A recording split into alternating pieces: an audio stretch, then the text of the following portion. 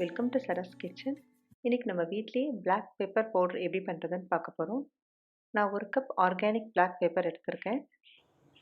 இந்த pepper corns பார்க்கும் போதே பாருங்கள், உங்களுக்கு நல்ல பெருசாக இருக்குது சைஸு. ஒரு கடாயை மிதமான சூட்டில் இந்த 1 கப் பெப்பரை இதில் சேர்த்துக்கிறேன். பெப்பரை நல்லா சிம்மில் வச்சு ட்ரை ரோஸ்ட் பண்ணணும். உங்களுக்கு நல்லா அந்த அரோமா வர வரைக்கும் நீங்கள் அதை ட்ரை ரோஸ்ட் பண்ணணும். இது நல்லா வறுபடுறதுக்குள்ளே நம்ம பெப்பர் செடி எப்படி இருக்குன்னு பார்க்கலாம். பெப்பர் செடி வந்து ஒரு கொடி வகை. 30லேருந்து 33 ஃபீட் வரைக்கும் வளரக்கூடிய ஒரு கொடி. இந்த ஒரு இலைக்கு நடுவுலையும் ஒரு 50 பூக்கள் ரொம்ப அழகாக இருக்கும். அந்த பூக்கள்லாம் இந்த மாதிரி பச்சை காயங்களாக மாறும். இந்த காய்கள் நல்லா வந்து மெச்சூர் ஆனவுடனே ரெட் கலர் பழமாக வரும். அந்த பழங்கள்லேருந்து உலர வச்சு எடுக்கிறது தான் நம்மளுக்கு பெப்பரு. அதுதான் அந்த மிளகு நம்மளுக்கு வந்து அந்த சீட்ஸாக கிடைக்கிது.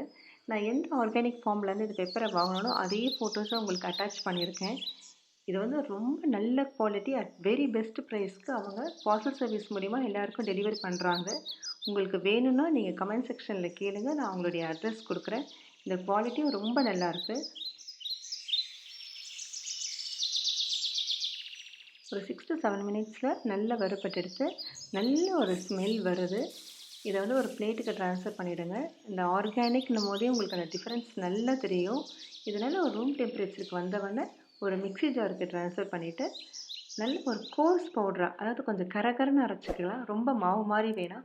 நீங்கள் கோர்ஸ் பவுடராக அரைச்சிங்கன்னா எந்த ஒரு டிஷ்ஷில் போட்டாலும் அந்த ஃப்ளேவர் உங்களுக்கு தூக்கி இருக்கும். கடையில் வாங்குறத விட வீட்லேயே நம்ம இந்த மாதிரி பண்ணும்போது இதனுடைய ஃப்ளேவரும் லைஃப் டைமும் ரொம்ப நல்லாயிருக்கும். ஆல்ரெடி நான் ஒயிட் பெப்பர் பவுடர் எப்படி பண்ணுறதுன்னு ஒரு வீடியோ அப்லோட் பண்ணியிருக்கேன். மறக்காமல் அதையும் பாருங்கள். இந்த வீடியோ உங்களுக்குலாம் பிடிச்சிருந்ததுன்னா லைக் பண்ணுங்கள், கமெண்ட் பண்ணுங்கள். மறக்காமல் என்னோட சேனலை சப்ஸ்கிரைப் பண்ணிவிடுங்க. தேங்க்ஸ் ஃபார் வாட்சிங் சரஸ் கிச்சன்.